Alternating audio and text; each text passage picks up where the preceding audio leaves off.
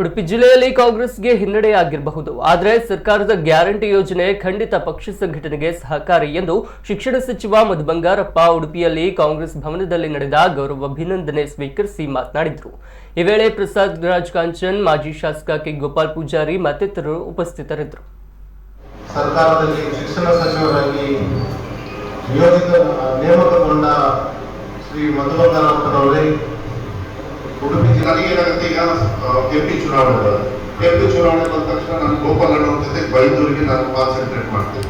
ಆಮೇಲೆ ನೀವು ಅನ್ಕೋಬಾರ್ದು ಮೊದಲು ಬರೀ ಬೈದೂರಿಗೆ ಹೋಗಿದ್ದಾರೆ ಹಂಗೆ ಅನ್ಕೊಳ್ಳೋಕೆ ಹೋಗ್ಬೇಡಿ. ನಾನು ಆಕ್ಚುಲಿ ಇವತ್ತು ಏನಾದ್ರು ಒಂದು ಪ್ರೋಗ್ರಾಮ್ ಹಾಕೋಣ ಅಂತ ಹೇಳಿದಾಗ ಇಲ್ಲ ನೀವು ಒಂದ್ ದಿವಸ ಬಂದು ಇಲ್ಲೇ ಉಳಿಬೇಕು, ಒಂದೂವರೆ ದಿವಸ ನೀವು ಇದ್ರೆ ಅವಾಗ ಅದು ಚೆನ್ನಾಗಿರ್ತದೆ.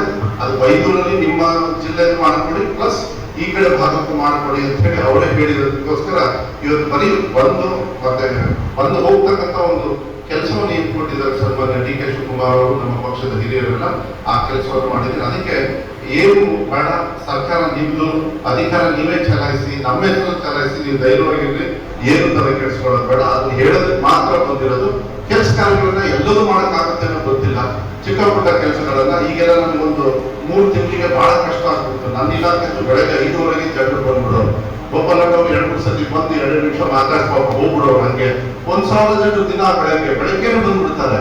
ಈಗ ಸ್ವಲ್ಪ ಸಮಾಧಾನ ಆಗಿದೆ, ನನಗೂ ಸಮಯ ಸ್ವಲ್ಪ ಸಿಗ್ತಾ ಇದೆ. ದಯವಿಟ್ಟು ಬನ್ನಿ, ನೀವು ಹೇಳಿ, ಯಾಕಂದ್ರೆ ನನಗೆ ಶಿಕ್ಷಕ ಕೊರತೆ ಇದೆ.